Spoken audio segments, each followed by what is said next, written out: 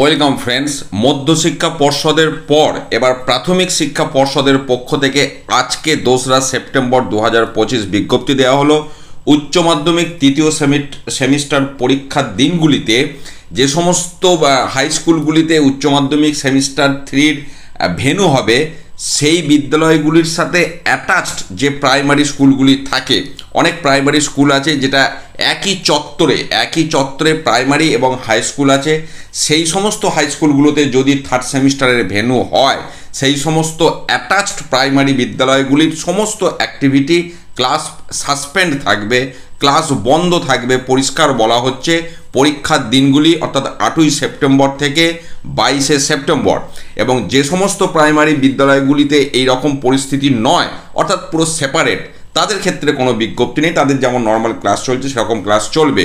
কিন্তু একই চত্বরে যদি হাই স্কুল এবং প্রাইমারি স্কুল হয় এবং সেই হাই স্কুলে যদি থার্ড সেমিস্টারের সেন্টার পড়ে, সেক্ষেত্রে ওই প্রাইমারি বিদ্যালয়গুলিতে এক কথায় সমস্ত অ্যাক্টিভিটি, পড়াশোনা ইত্যাদি সমস্ত কিছু সাসপেন্ড থাকবে।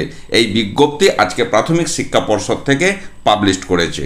ভালো থাকুন, সুস্থ থাকুন, ধন্যবাদ।